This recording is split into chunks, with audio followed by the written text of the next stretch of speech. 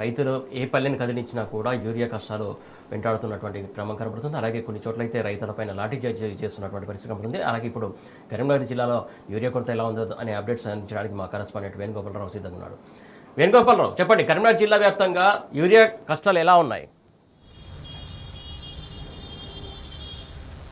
సురేష్, అంటే గత వారం 10 రోజుల నుంచి కూడా చూసుకుంటే ఎక్కడ చూసినా కానీ రైతన్నలకు అంటే సరైనటువంటి యూరియా దొరకటం లేదు. అంటే డిమాండ్ మేరకు యూరియా సప్లై లేని నేపథ్యంలో చాలామంది రైతులు తీవ్ర అవస్థలు పడుతున్న నేపథ్యం అయితే మనకు కనిపిస్తుంది సురేష్. ఎందుకంటే గత కొన్ని రోజులుగా కూడా ఉదయం లేచి క్యూ లైన్లో నిలబడాల్సిన పరిస్థితి, ఇంకోవైపు ఏంటంటే ఒక పాస్బుక్ కానీ ఆధార్ కార్డు కానీ ఉంటే ఒకే ఒక్క బస్తా ఇస్తున్నట్టు నేపథ్యం. అంటే ఆ ఒకే ఒక్క బస్తా వారికి సరిపోదు.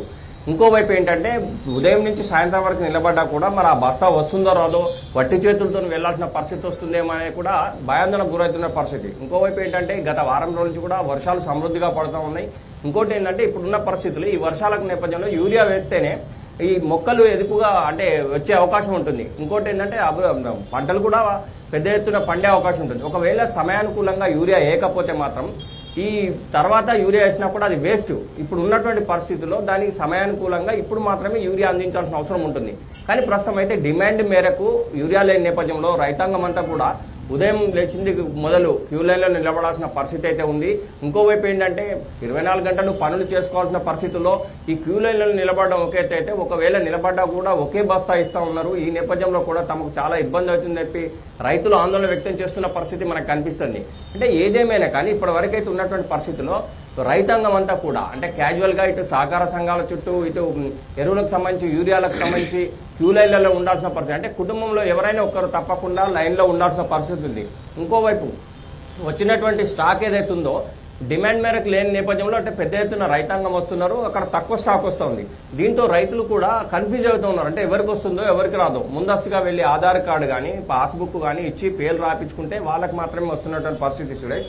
అయితే మిగతా వాళ్ళు ఏంటంటే మాకు ఒకే ఒక్క బస్తా ఇస్తే ఇప్పుడున్న పరిస్థితుల్లో వర్షాలు పడుతున్నాయి, తప్పకుండా యూరియా వాడాలి.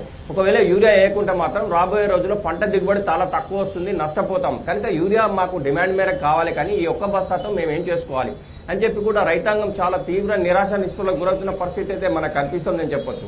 అంటే ఇప్పటికైనా కూడా రాష్ట్ర ప్రభుత్వం దీని మీద కనీసం సమీక్ష సమావేశాలు నిర్వహించాల్సిన అవసరం ఉంది. అసలు ఎంత అవసరం ఉంది, ఇంకెంత అవసరం ఉంది, ఇప్పటివరకు ఎంత వచ్చింది, అసలు ఎంతవరకు నాట్లు వేసారంటే ఇప్పుడున్న పరిస్థితుల్లో వరి కావచ్చు, మక్క కావచ్చు, పత్తి కావచ్చు, వీటన్నిటికి కూడా యూరియా కంపల్సరీ అవసరం.